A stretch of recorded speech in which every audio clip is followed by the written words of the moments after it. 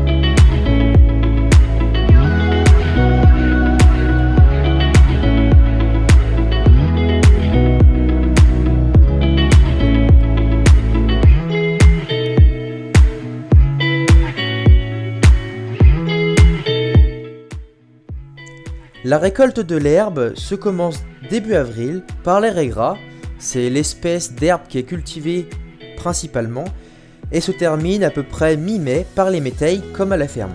On en parlera pour la prochaine vidéo. Le principe de l'ensilage consiste à faucher l'herbe, la laisser préfaner 1 à 2 journées pour que l'herbe donc sèche et soit à peu près à 30, 32, 35% de matière sèche pour qu'elle soit correctement stockée. Donc on va laisser 1 à 2 journées l'herbe sécher dans le champ et ensuite on va venir avec l'ensileuse, donc la grosse machine que vous voyez à l'écran, qui va récolter puis hacher l'herbe en brun selon la demande, plus ou moins long selon la demande de l'éleveur. Cette herbe sera alors stockée en silo, puis tassée pour y chasser l'air pour que le silo se conserve correctement.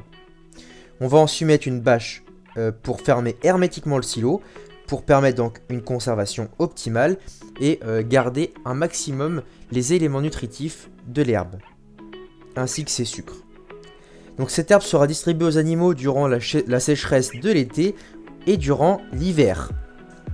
L'ensilage est une pratique intéressante pour récolter des fourrages car elle permet de débuter les récoltes tôt dans la saison. C'est-à-dire que grâce à ça, on va pouvoir se permettre de faire 2 récoltes dans l'année en faisant une première récolte d'herbe et ensuite par exemple une deuxième récolte de maïs. Cette pratique permet donc du coup de protéger les sols en ayant les sols couverts durant l'hiver et permet aussi d'optimiser l'autonomie alimentaire sur des systèmes d'élevage en cultivant deux espèces fourragères la même année dans le champ.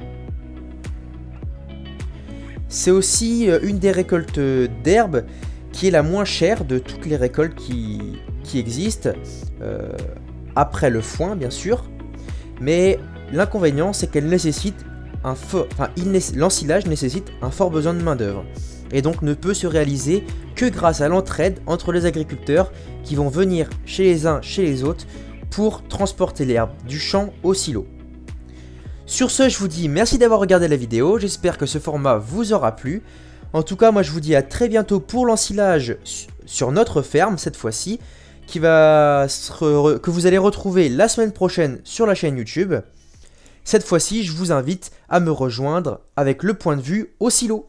Allez, à très bientôt, bonne semaine, salut!